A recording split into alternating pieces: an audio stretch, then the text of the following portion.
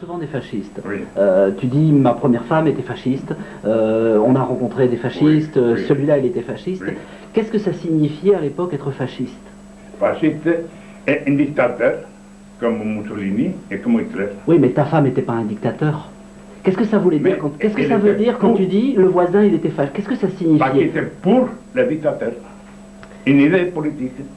On reconnaissait un fasciste au fait qu'il était pour Franco. Il n'avait pas Voilà. de comportement particulier, le fasciste. Non, il vivait la vie courante, mais il n'y avait pas de vote. Il parlait toujours bien de Franco. C'était... Moi, je parlais toujours mal. Mm.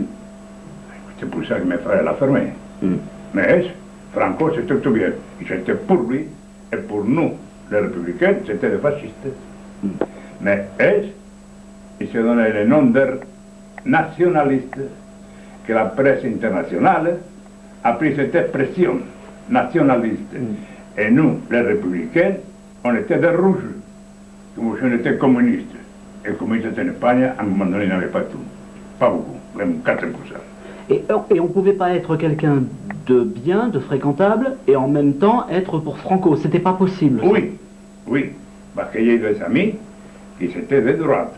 Je suis compréhensible, je suis démocrate, j'accepte les opinions contraires. Et on s'est disputé souvent, mais amicalement. Ils étaient pour Franco, mais moi j'étais pour la République, après la guerre. Après la guerre. Et les fascistes, ils se comportaient comment? Je veux dire, à quoi on pouvait les reconnaître? Est-ce qu'ils avaient une façon de s'habiller? Est-ce qu'ils avaient une façon de se comporter? Non, ils s'étaient habillés comme nous normalement. On ne pouvait pas le reconnaître. Non. S'il ne parlait pas, s'il disait rien, on ne savait pas que c'était un fasciste. Il n'avait fasciste. pas cette idée, on ne le connaissait pas. Il était comme nous, comme moi. Et j'ai rencontré des Italiens de Mussolini qui ont fait la guerre contre nous. Et on était amis. Après, c'était un comportement normal. Mais la guerre, c'est la guerre. Il faut s'entretenir. C'est curieux, hein? C'est la guerre. Oui, vous dites c'est la guerre, mais vous l'avez connu, mais nous on l'a pas connu. Heureusement, essayer par tout moyen de ne pas connaître la guerre. Parce que même celui qui gagne, il perd. Les gagnants et perdants. Aujourd'hui, là, au moment où on parle, on est le 1er mai. Le 1er mai, c'est la fête des travailleurs. Oui. Enfin, on dit toujours c'est la fête du travail. C'est surtout Oui. la fête des travailleurs. Oui. C'est donc souvent la fête des syndicats. Franco l'avait interdit. Justement.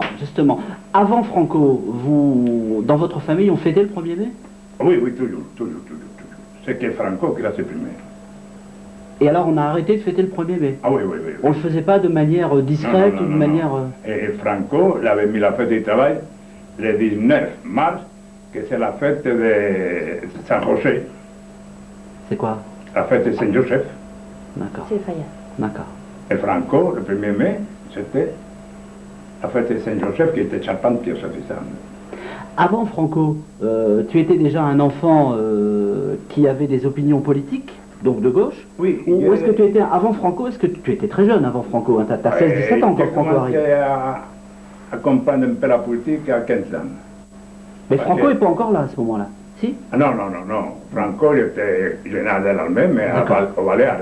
D'accord. Et tu étais un garçon insouciant avant? Quel souvenir tu as de toi, Non. de cette époque-là?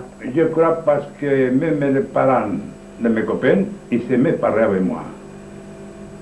J'avais 15-18 ans, mais comme ici, je ressonnais comme à 20 ans. J'étais mûr assez tôt. J'ai réfléchi et j'ai compris la vie assez jeune. Et à 15 ans, j'avais déjà mes formations politiques à l'époque pour les élections.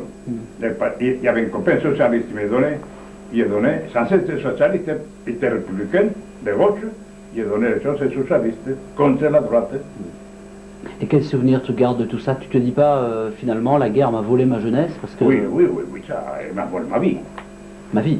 Ma vie. Ah, c'est pas ma jeunesse. Non, toute ma vie. J'étais jeune, mais il m'a rompu la vie carrément. Parce qu'on avait des études, ma sœur a fait 2 ans de faculté de philosophie et lettres pour entrer à la Bibliothèque nationale. Moi, j'ai fini le bac, je voulais être pilote, et mon frère encore, il faisait des études encore. Mais on était toujours intellectuels. Déjà. Parce qu'en Espagne, à l'époque, il n'y a que les riches qui pouvaient se payer une culture. parce qu'avec la République a été 5 ans. Mais il n'a pas pu faire tout ce qu'il voulait faire. Parce qu'il fallait lutter toujours contre la noblesse, contre les clergés et contre les militaires, qui étaient contre le peuple, 100%. Ça faisait beaucoup. Oui. Et après, ils sont trouvés, quand la guerre a éclaté, les 80% de l'Espagne étaient républicains. Seulement, les militaires, ils étaient tous pour Franco.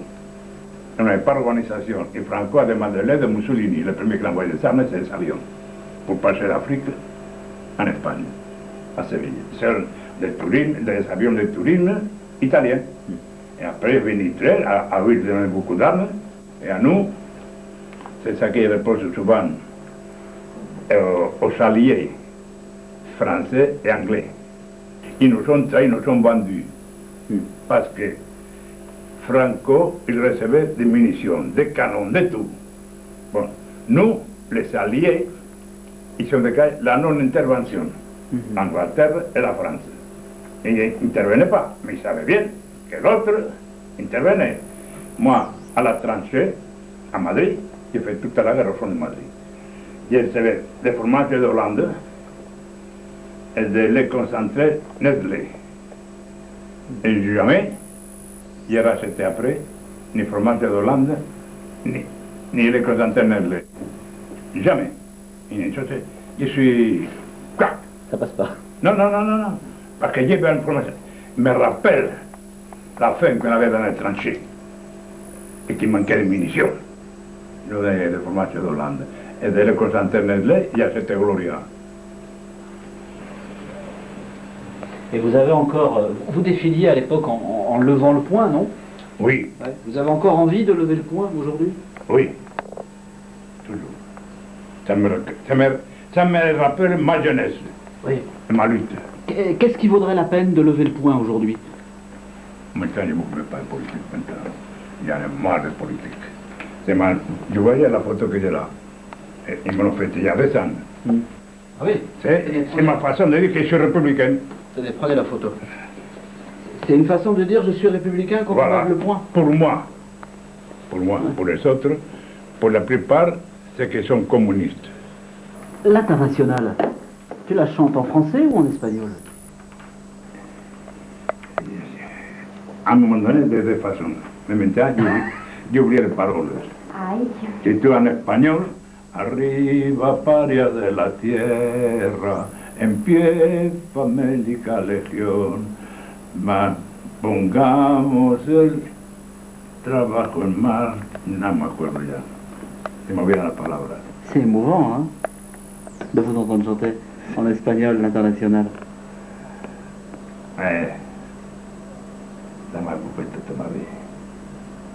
Je me rappelle toujours, souffrir, je ne sais pas si je souffre. Quelquefois que j'entends que les autres, j'ai chair de poule. Maintenant encore. Maintenant un peu moins, mais avant qu'il y a en Espagne, quand je voyais, j'entendais quelque chose de républicain, à chair de poule, tout de suite.